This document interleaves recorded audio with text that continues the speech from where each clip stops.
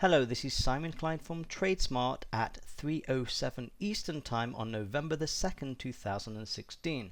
And what I'd like to do in this video is to follow on from the discussion we had on October the 6th as to where the dollar is likely to go next. In that video, we said that the odds are that the dollar is likely to go higher. And as you can see, this is, if you look at the daily chart over here, this is October the 6th, and you can see the market played out exactly in alignment with what the odds were at that point in time, and the market moved up.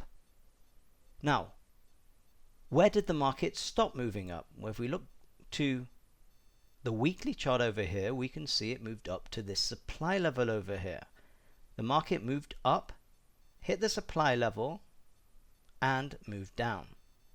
Now, interesting to note, if we focus in now on the daily chart, that if we look at this area over here, we can see the market moved up here, hit the weekly supply zone, pulled back, failed to make a new high, and moved down.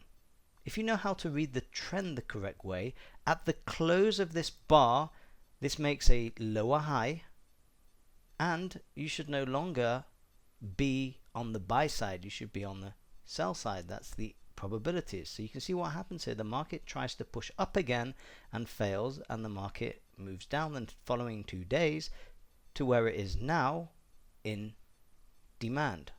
So the question is this: where is the dollar likely to go next from here? So again, let's go back to the monthly chart. We'll do a top-down analysis. So the market just moved up now close to the top of this monthly base and is now moving down.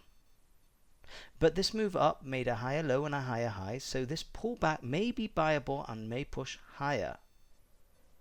So if eventually we go above the top of this monthly base, we're highly likely to continue higher, and if we go below here, we're likely to continue down. So where are we likely to go next from where we are now? So if we look at the weekly chart, we see this move up made a higher high, hit supply over here, and is now moving down.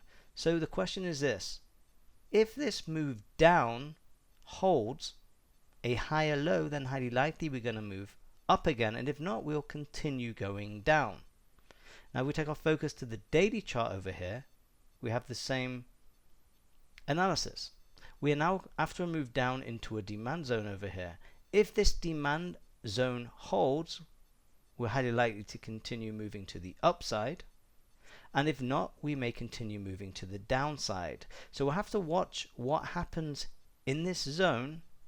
And if you actually just quickly look down at the intraday time frame over here, if you look at the hourly chart, we can see we're actually pushing up when we hit this demand zone over here. So the question is this: if we hold this area, we're likely to move up, and if not, we're likely to continue moving down. That's what the odds of where the dollar is likely to go next from where it is now, and for the current situation in the market. If you like this video, hit the like button below, share it with your friends, and be sure to subscribe at the end. That's all for now. This is Simon Klein from TradeSmart. Good luck with your trading.